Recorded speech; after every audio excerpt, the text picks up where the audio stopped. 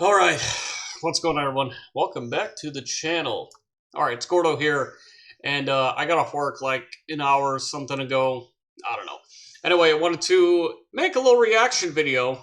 You've probably seen this one going around by the fat electrician, America obliterating half of Iran's navy in pretty much a single day.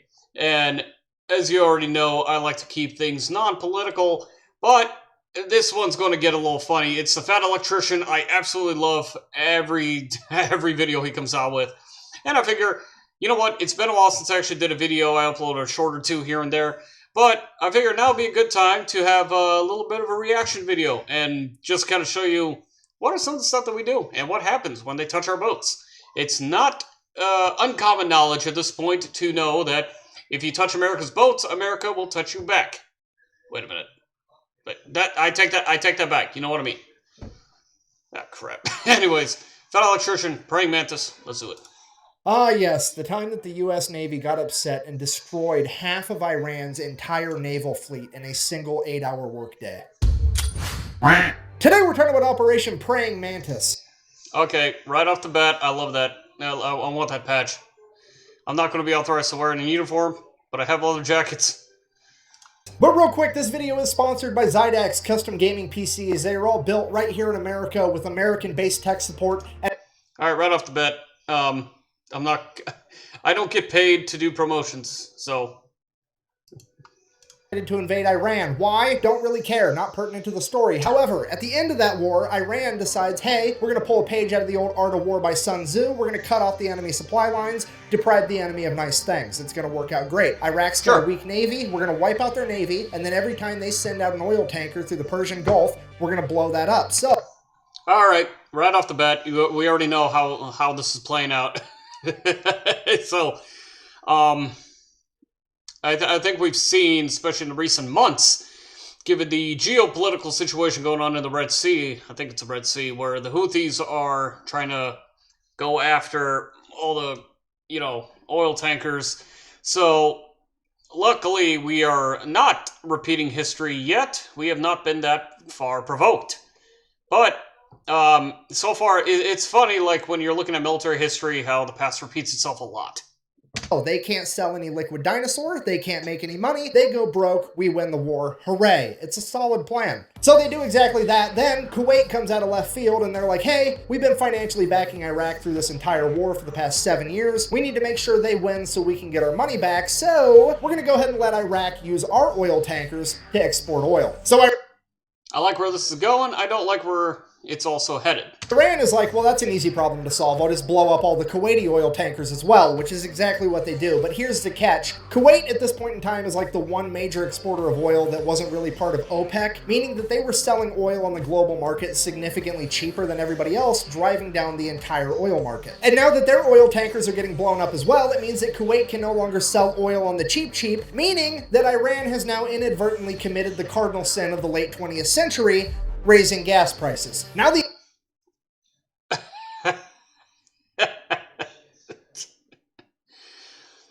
cardinal sin of the 20th century, raising gas prices. Wow, old habits die hard, don't they? Too bad this one's not dying out yet. The entire Western world looks over at the Persian Gulf like, the fuck? The ghost of Sun Tzu's sitting there shaking his head like, that's the one exception. I would have messed with any supply line except for that one, because we all know what happens next.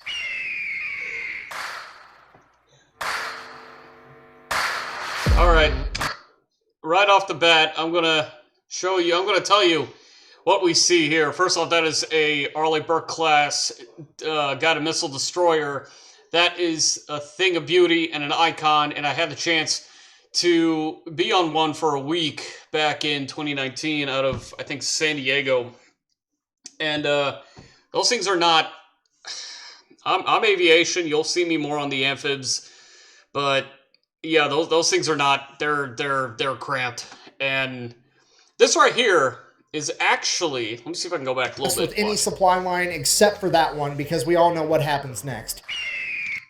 Okay, so this destroyer right here, first off, this little supply ship back here is one of the older supply ships that we've used for our replenishments at sea. In case you can't tell, by the way, that is not actually English. This is a destroyer from the Japanese Maritime Self-Defense Force, their navy, pretty much. And this is definitely going to be out of 7th Fleet. All of this, all of this footage coming out of Japan. So that's pretty cool right off the bat. I may have probably seen this vessel, but it's kind of hard to tell. From what I can tell, it's a little difficult to tell if that's American or not.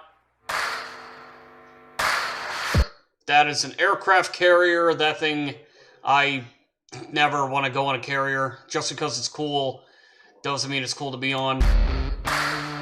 Yeah, America then proceeds to assemble the largest naval convoy operation since World War II, send them into the Persian Gulf to protect Kuwaiti oil tankers. It is at this moment that Iran should have been like, well, that's unfortunate, time to figure out plan B, because this obviously is not going to work out. However, they decide that they're going to double down. What they're going to do is they're going to take a bunch of magnetic underwater mines, and they're just going to spread them out all over the Persian Gulf. And all right, right off the bat, I don't remember. I think sea mines are a war crime according to the Geneva Convention. I could be wrong about that, because I'm not an active combatant. However, I think we all know that doing anything of that sort, especially around that region, probably makes things way worse than it should. Also, you would think that Iran would see, America assembling a freaking giant fleet together, and you would think that they would have used some common sense and said, hey, you know what? They are not known for losing wars, at least the Navy, so maybe we should stop. Also, you see my dogs? See my dogs? Oh, hi, wife. Hi, wife. So, I can respect that they stood on business. All right, let's see where this goes. International waters, and that's not going to have any consequences at all. So fast forward, April 14th, 1988, the USS Samuel B. Roberts, a guy... he's going to tell you... bad frame. He's going to tell you that is a Oliver Hazard Perry class guided missile frigate. They have since been decommissioned for the last, 10-something years. We've sold off a lot of ours, actually. And a little fun fact, also, I know I keep stopping, but also, when I was actually... little sea story, when I was stationed at Sasebo in Japan, I love that place. We did a couple port visits to Australia, and I actually saw a few of our old Oliver Perry class frigates with the Australian Navy. So that's a lot of cool stuff. It's also cool to see history come alive. Also, if you hear noises and stuff in the back, we're preparing to move. I've already mentioned this before. Missile frigate, which is basically brand new at this point. This is its first big operation, is out there escorting a Kuwaiti oil tanker, and it runs into a minefield, hits a mine, blows up the keel of the ship. The keel is this bottom part. You done messed up. Iran. Right here, it supports and stabilizes the structure of the entire ship, and it gets blown completely in half. At this point, the only thing holding this boat together is the actual deck. One second, everything's fine. The next second, there's a 15-foot wide hole in the bottom of your ship. Everything's on fire, and water is rushing in. The USS Samuel B. Roberts took on half of its weight in water in the first minute. This is For the record, that's a big freaking deal, because mind you... Hey, boy. That's a big deal, because mind you, at this point, I think the... I don't remember when it happened, but the USS Cole, I think... was maybe around this time or maybe later. I have to look back. Marines are big on their history. The Navy's big on technical training, not necessarily history training per se. So it's really you can see where the past starts kind of repeating itself a little bit. But yeah, that's okay. First off, the Samuel B. Roberts, if I remember correctly, had a really good damage control team. So good that they were setting Navy records. I think you might say something like that. But that's actually really, really bad if it got that bad. catastrophic amount Obviously. of damage that would sink 99% of ships, but as fate would have it, the crew of the USS Samuel B. Roberts had already been winning competitions for having the best damage control crew in the Navy. So the entire crew gets to work, they're putting out fires, they're plugging holes, they're literally cinching the hull together with steel cables trying to stabilize it because the only thing holding it together is a deck at this point. Over the course of the next sorry, gotta pause one more time.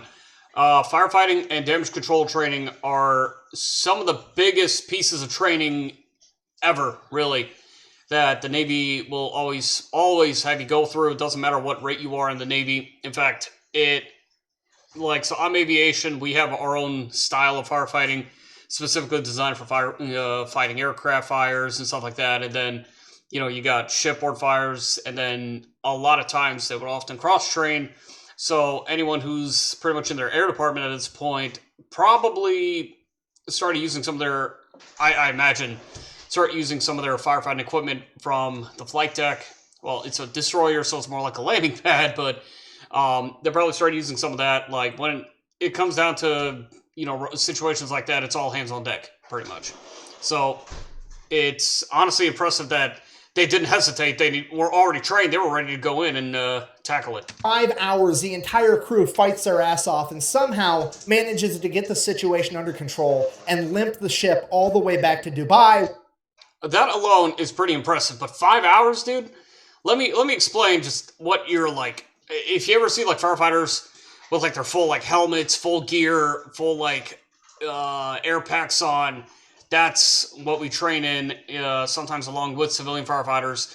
So just doing a half hour in that during a drill is incredibly laborious, to say the least. But carrying on for a whole 5 hours, that alone is the most impressive thing anyone can really ever do. Honestly, guys back then,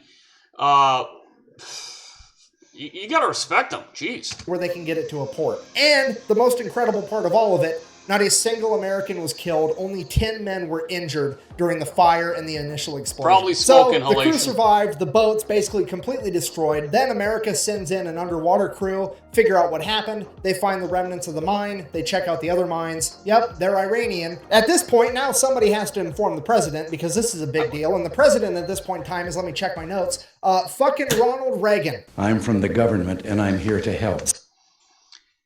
Goes without saying, Ronald Reagan, one of the biggest supporters of the military, and that guy will honestly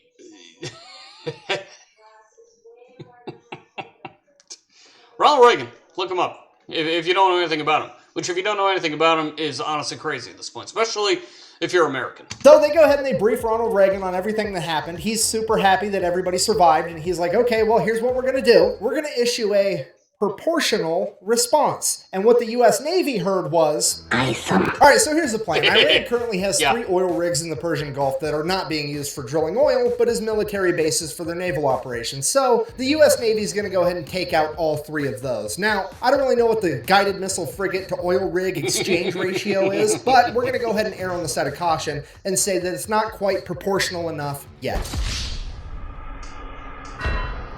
So Iran also really only has 2 modern naval vessels. That's the Iranian frigate Sahand and the Iranian frigate Sabatland. Now, despite politics, despite nationalities or political tensions, I personally always have a soft spot for ships really of any sort, and seeing just neat vessels like that, for some reason to me, it scratches an itch that I didn't know I had. And if you look up anything like naval, military, whatever history, to me, I find that probably the most interesting thing ever. It also sucks that they're about to be some number 1 on the Navy's shit list. They're going to go ahead and take out at least one of those, maybe both. We'll see how proportional they want to get. And then by the time they get all that done, that should be a nice 8-hour workday. It'll be time to clock out and go get some ice cream. So in order to get all this done by... I wonder if it's from the famous ice cream barge. If you don't know anything about ice cream barges, we pretty much showed the Japanese, yeah, we're going to win the war, but one of the big reasons is because we have this logistics and we have the capability to send a barge literally just full of ice cream to support our guys. Quitting time, they're going to go ahead and establish 3 different surface attack groups. Each group is going to have 2 destroyers and 1 bonus ship. That bonus ship is either going to be an amphibious landing ship or a frigate. Either way, they're all going to be identified as Bravo, Charlie, and Delta. Bravo group is tasked with taking out 2 oil rigs, Charlie group is tasked with taking out the 1 remaining oil rig, and Delta's mission is to go hunt down those 2 frigates and take them out. And then, just for insurance purposes, we're also going to have the USS Enterprise parked right outside the Persian Gulf to provide air support, you know. Fun fact about the Enterprise, I think, if I remember correctly, the Enterprise was like the first major nuclear-powered aircraft carrier we had. But, off topic, if you ever see any of the, like Enterprise Rentals, like the rental car company, their, I guess, founder or president or whoever like made it was in the Navy, was actually stationed on the USS Enterprise and ended up naming his car rental after his old boat. So that's pretty neat. And the Navy sailors often end up developing a bit of a bond to their boats, whether that's out of pure spite and hate, like, you know, most, or just out of love. Trauma, hate-filled love, but still love. Also, off topic, in this little photo, back here, I think that's a old nuclear-powered cruiser that we had. The Navy wasn't just only doing, like, submarines and aircraft carriers and all them. We actually had like other vessels that actually ran on nuclear power. So that's very interesting that they pretty much had like nothing but nukes sailing. I don't know what that last one is, probably an old frigate, but let's keep going. In case we need it. So, April 18th, 1988, 4 days after the mining of the USS Samuel B. Roberts, Operation Praying Mantis goes into full swing, and Bravo Group shows up at their oil rig first. At which point, they radio over to the oil rig and inform them that they will be blowing it up in 5 minutes and that they should all leave. So, a bunch of people start leaving. They hop in tugboats and take off. Bravo Group, seeing they're lucky that they got a warning to actually evacuate, agrees to give them 15 more minutes. So, fast forward 20 minutes later, they send out another radio message, hey, time's up. They then fire the 5-inch guns right over the top of the oil rig with the rounds set to airburst, hopefully scaring off any stragglers. Warning shot across the bow, pretty common. Pretty common back then, at least. I'm not really sure too much about now. Clearly, it's still a tactic used now to scare off potential threats, enemies, combatants, whatever. But the Navy was playing nice. They were playing nice. Usually, especially in warfare, you don't get a lot of... If I remember correctly, you don't really get a lot of warnings, as far as I know. I've never been in a war yet, but if I end up doing it, God forbid, you know, that's pretty much what we're going to be looking at. And, yeah, the Navy was definitely playing nice with Iran, given what just happened. And it is at this point that some Iranian military member decides that he is going to audition to be the main character of this story because he hops on a 23mm anti-aircraft gun and opens fire on Bravo Group. And with that... You ever see Pirates and the Spanish, like, kind of walk in and, you know, claim the Fountain of Youth, but then, like, you had the one British dude that, like, said, I claim this in the name of His Majesty, whatever, and then the one Spanish dude, like, shoots him, kills him on the spot, and says, make a note of that man's bravery. Honestly, I feel like now would be the perfect time for that. Just, if we blow him up, we should at least send a letter saying, make a note of that man's bravery.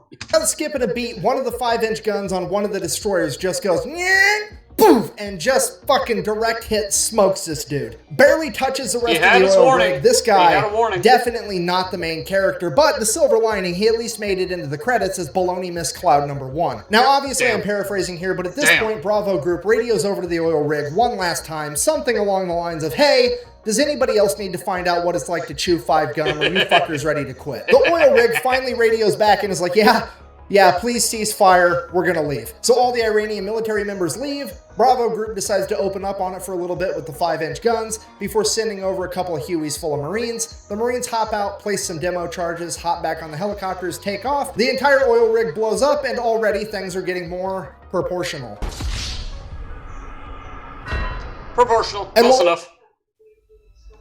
Damn it. No, don't look at this. They need to pay me. I want to be paid.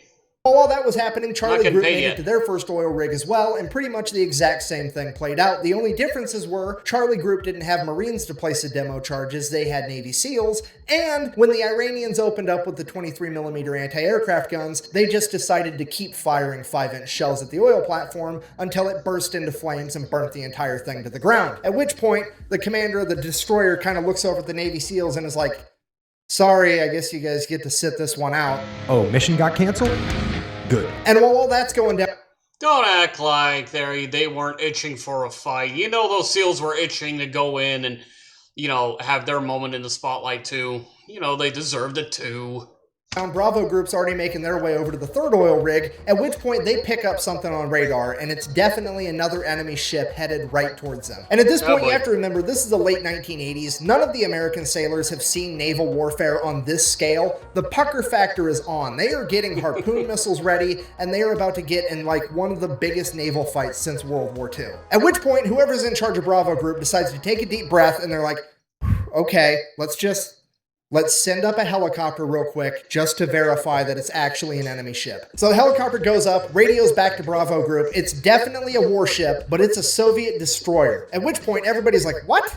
What is happening right now? So they radio over to this Russian destroyer and they're like, what are your intentions? And the Russian commander radios back in broken English. I swear to God, this is a real quote.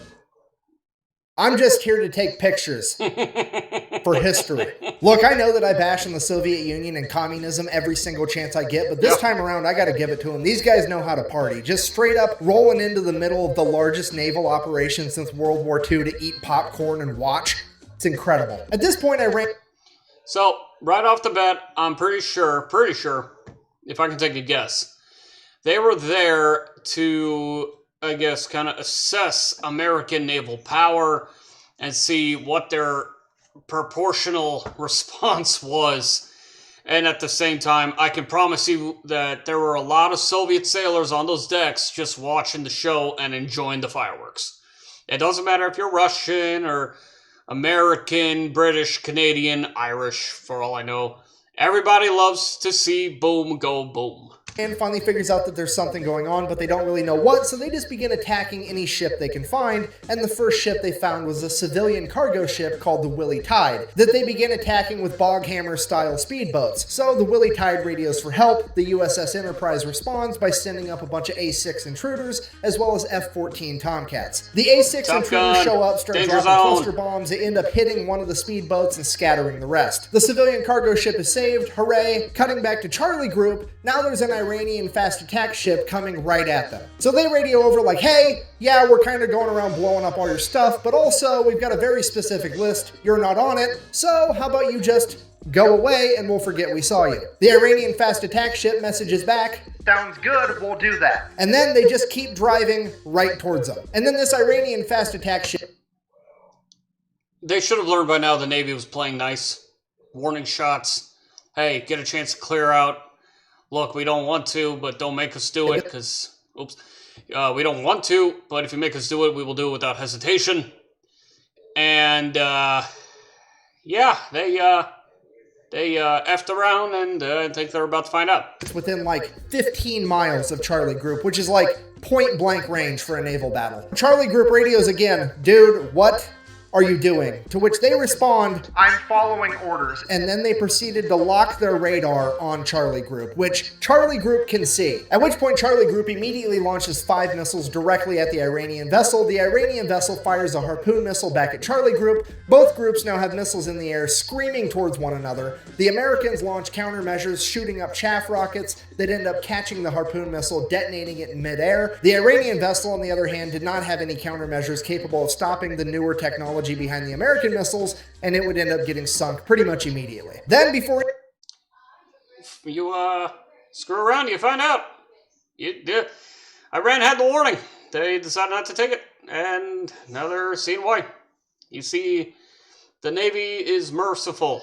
More merciful than you give it credit for. Anybody can really even fully digest what just happened, radar picks up 3 Iranian F-4s screaming towards Charlie Group. Charlie Group then turns, fires a bunch of surface-to-air missiles at the F-4s. The F-4... Sorry, I had zin in my mouth.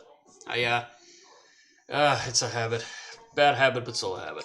See them coming, they're like, oh shit, they pop a U-turn and try to outrun them. F-4s, while they are extremely fast, can't outrun missiles, so one of the missiles ends up blowing a wing off one of the F-4s. Now America has taken out an entire naval vessel and an F-4 that they did not plan on taking out, and it's throwing off all of our proportions. And because of that, American leadership orders Bravo Group to stand down, we're not going to go take out that third oil rig, and right as soon as that order gets given out, Delta Group chimes in and is like, hey, we found that frigate we were looking for. So now nobody knows what to do, because on one hand, things are already getting out of control, but on the other hand, we really want to take out these frigates. So American leadership decides, well, we might not even have to make a hard decision. Maybe that's not even the frigate and the radar's wrong. Why don't you go ahead and send a couple of A6 intruders over, do a flyby. They can verify that it's actually this new modern frigate. So that right there is a good sign of leadership. They don't want unnecessary collateral damage, and they take the safe route just to verify that that's the target that they're looking for. One key thing about warfare that I've at least noticed is that military targets should always be the only targets. Sometimes, like, when we look at Russia and Ukraine, Russia's going after, from what we can tell, Russia's going after like civilian targets. Comparing that to the United States, we pretty much do everything we can to avoid that. So that's really good leadership right there. Play it safe. Like, we don't want any civilian deaths. We don't want any collateral damage. Let's just verify that that's our target. And if that's our target, we'll figure out how to engage after that. Because we'll make a decision from there. Or so they thought, because the A6 pilots are about to decide that they are, in fact, the main characters of this story. You see, the USS Enterprise and its aircraft aren't really supposed to be doing a whole lot. They're more or less just there for insurance. In fact, they're only allowed to engage the enemy under one of two conditions. One, the President of the United States signs off on it, which is actually what happened with the speedboats earlier. Or two, they get fired upon first. So they got told to go fly by this boat to verify that it isn't. So they're waiting for direct confirmation to engage from the president. So a real quick thing, the idea for that is that the president is overall commander-in-chief of the United States Armed Forces. It's been like that all the way since General George Washington became president. Another big thing is that it also follows the philosophy of civilian oversight of the military. So, whatever the military does will eventually have a impact, whether big or small, depending on what operation, what the reason is, all that jazz. And so now it just, if anything, it just looks like Ronald Reagan's just waiting for the moment, I guess, to strike, because, mind you, at this point, we're not in an all-out war with Iran. We're, if I remember correctly, I think we were conducting something called gunboat diplomacy, and pretty much it's like, hey, I have a big navy, don't make me use it, essentially. And that's just, it's not just a United States thing, it's a practice been known worldwide, essentially. And right now I can only picture Ronald Reagan smiling behind the desk in the Oval Office saying, I'm just waiting for the word. In fact, the new modern frigate, but they didn't get told how to fly by the boat, so they drop down 50 feet above the water and just gun it, and they buzz the entire ship. So the cheeky bastards are finding a reason. One thing about the Navy, we like to be smartasses, but that was a loophole. That was a good loophole to use, I suppose. You ask pretty much or at least most service members, I swear every branch is itching, ready for the moment where we're finally called in. So that's our whole job. Ship opens fire with its AA guns, but these planes are so low to the water, the AA guns can't actually aim down low enough, so all the anti-aircraft fire goes right over the top of them. They continue to stay low enough till they get out of anti-aircraft gun range, and then they pull up, at which point the ship launches a bunch of surface-to-air missiles at them. They drop chaff as a countermeasure, takes care of those, no big deal. They then go around, do a U-turn, send a radio message to this frigate, I'm going to sink you now. Which they can now legally do, because remember, the ship fired on them first. Again, that's where the leadership play comes in. Up until now, the Navy was pretty merciful and giving warnings and all of that jazz. And if the captain of that frigate just saw and said, they're not engaging us, we shouldn't engage them, then maybe things could have turned out different. But well, to be honest, I mean, it looks like the Iranian Navy was itching for a fight all the same, you know? Like, sometimes you just, I guess you just got to go at it before you can make peace. You fell victim to one of the classic blunders. So the A6 Good reference. fires an anti-ship harpoon missile, and the second they pull the trigger on that, the fire control team from the USS Enterprise is like, what the fuck are you doing? We're not supposed to be killing things yet. And the A6s are like, look, they fired at us first. Them's the rules. And the Cheeky bastards. USS Enterprise is like, holy shit, okay, I guess. Let them have it. Then the harpoon missile finally makes impact. It's a bullseye. The A6s do a U-turn, go, drop another 500-pound laser-guided bomb right through the deck of this frigate, fly past it, do another U-turn, come back, drop a 1,000-pound bomb on it. Then they radio over the Enterprise and like, yeah, it's definitely gonna sink. We're gonna head back. So the A6s take off, headed back to the Enterprise, and like 5 minutes later, Delta Group shows up with their warships and begin firing on the already sinking frigate. They hit the magazine, the frigate explodes, rapidly sinks to the ocean floor. At this point, naval leadership is like, okay, Jesus Christ, everybody stop killing things. We need to figure out what all happened. We got to keep this proportional, remember. All right, with that being said, it's probably safe to say that the, whatchamacallit, so when you're doing such a good job that the leadership just tells you, hey, can we calm down for a minute? That's how you know you're doing a good job. However, in this case, it's okay to say we can be a little too effective sometimes. Hey, the American people pay taxes. They want their taxes to be put in good use. And we're simply making good use of American taxpayer funds as they want us to do. At least that's my excuse. And I think that's their excuse. And I think we're all sticking to it. So This company is Come going on. viral for its new process I've that seen gives this you damn permanent ad so many teeth times. in I'm just so sick 24 of it. hours. If you're I have So they good start teeth. radioing back and forth. Everybody's figuring out what Bastards. everybody did, if anybody's hurt, what's going on, the whole story. And then as the A6s are making their way back to the USS Enterprise, guess what they happen to fly past? The other modern frigate. So now the entire US Great Navy is timing. looking at this last frigate like SpongeBob looking at a jug of water. I don't need it. I need it. I was just thinking that. I was just thinking that damn meme. Yeah, I love internet culture.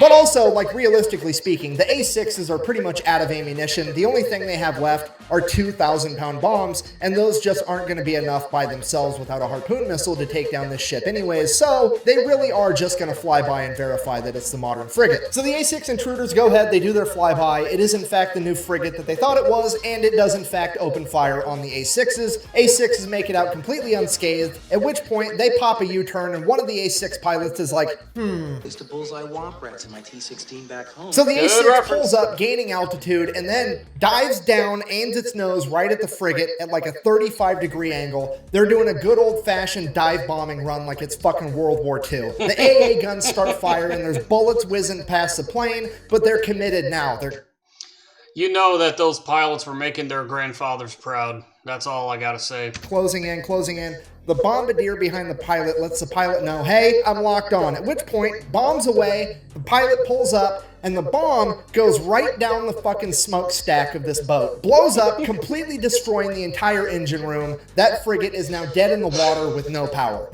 Again, history slowly repeating itself here. You watch pretty much any movie or you look at any documentary from, okay, put more faith in documentaries than movies, but you watch any documentary and you'll see pretty much the exact same, like, crazy coincidences like that happen in, like, World War II and probably specific to World War II in the Pacific Theater.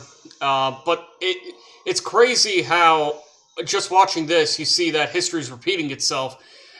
We've always had something Cold War style with Iran, always had gunboat diplomacy, skilled pilots that are using old but gold tactics that at least work. So that's It's interesting yet concerning if you think about it. A6s go ahead and radio in that they have completely disabled this frigate, at which point the American leadership calls a complete ceasefire. They're going to go ahead and let that frigate survive, get towed off, potentially be repaired. With the U.S. Navy having effectively disabled or destroyed over half of Iran's functioning navy, the U.S. military decides to call it a good day, ends Operation Praying Mantis. We all get to live happily ever after. Hooray! Except, later that night, Iran decided that they wanted to fight a little bit more. Damn it. And they launched a bunch of Silkworm anti-ship missiles at American vessels. Luckily, no American vessels were actually hit. However, this is now a huge political problem because America has been mad at the fact that Iran even had Silkworm missiles for years at this point, and the American government has made it very clear to Iran that if they ever used them, they would be going to war with America. Period. That's set in stone. So the Reagan administration, not wanting to kick off World War III in the 1980s, reaches out to the Iranian government and is like, here's what's going to happen.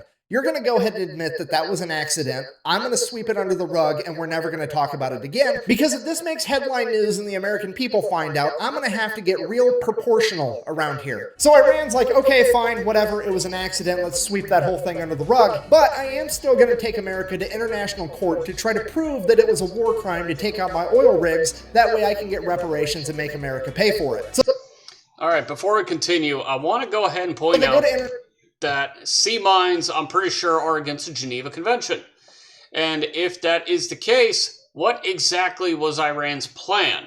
Because, you know, America was going to bring that up. Also, if there's one thing that we can all, like, a lesson that we can all take from here, America does have probably one of the most powerful militaries in the entire world with incredibly crazy logistic chains. And yet, even then, America wants to at least be merciful, take it easy, and not have the need, if you will, to use that massive force unless absolutely necessary. In this case, yes, the U.S. government issued that proportional response as a reaction to the Samuel B. Roberts getting sea-mined. However, watching the whole operation, we were more than kind and more than merciful to say, hey, you got 5 minutes, or you got like 15 minutes, leave your oil rig. But, oh, hey, this guy wants to shoot at us. Fine, we'll shoot back. All right, done. Can we move on? Let's make a note of that man's bravery and frickin' ceasefire here, and let's relax. America doesn't want to destroy.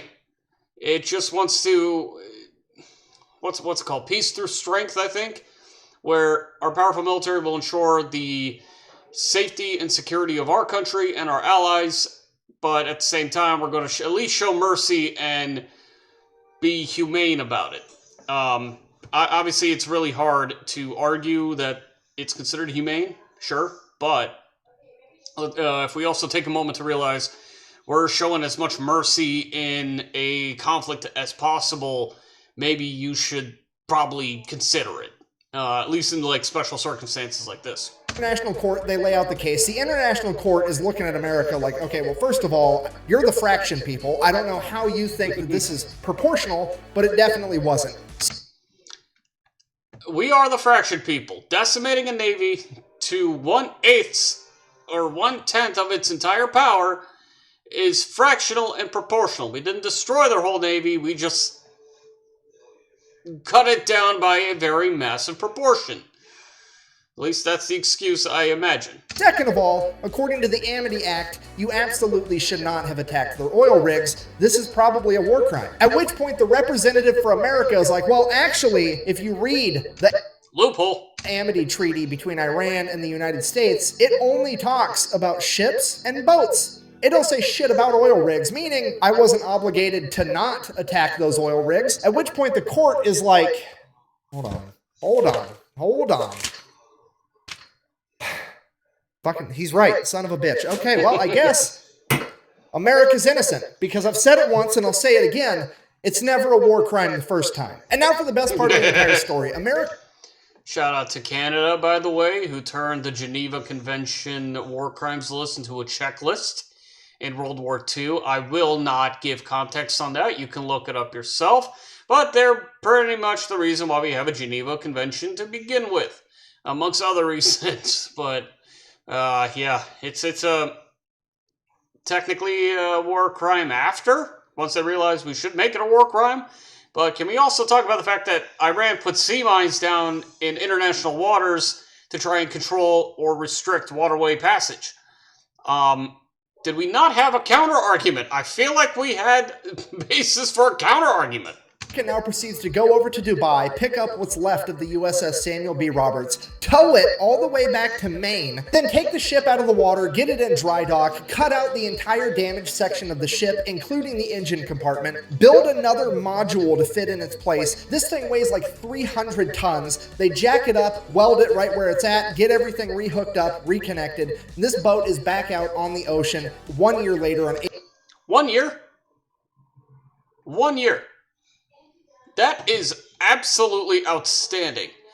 Let me also explain. I've spent time in the shipyards, and while I have respect for shipyard workers, I swear to God, it just felt like everything kept getting pushed to the right more and more and more. So the fact that they went up there, said, can we fix this, and immediately take it out within a year was absolutely amazing, because they did a lot of incredible damage control and repair. Clearly, that honestly is impressive, especially with their shipyard work, because I feel like shipyard workers are kind of like unsung heroes for maritime forces, because honestly, without them, I think things would take much longer than they should, despite the fact that it feels like it takes forever to begin with when you get to the yards. Also, quick note, I don't know if it was like towed. Like, he said it was towed, sure, but if you've never seen it, like, you gotta look up. There's this ship. It's like a cargo ship where it actually sinks, right? To where all you see is a command bridge, and they'll like sail a ship on top of it. So like you got this like floating platform, right? And let's say like this is the water, or whatever. It'll actually like sink all the way down to where only the bridge is showing. They'll tug a ship on top of this platform boat, and the boat will eventually rise back to sea level, essentially carrying the ship on it, and pretty much it's like a maritime pickup truck. I really wish we had some sort of footage of that, if that's what happened. I've never seen it personally, but I know of stories of it. So that would be super freaking cool if we found out that's what happened. And this just kind of goes to show you just the impact, if you will, of American logistics, where we can get a ship from the Middle East after it gets freaking bombed, tow it all the way back to mainland United States, get it repaired, get it fixed up, cast off back to sea trials and all, not even a year later. So that's, to say the least, really impressive. April 1st, 1989. It then goes on to get recommissioned and serves in the Navy until 2015. I mean, playing Battleship against... Yep, what I say. So about maybe 10 years ago, give or take, that's when all of our traditional guided missile frigates were deemed out of date and decommissioned. And that tells you something about our ships.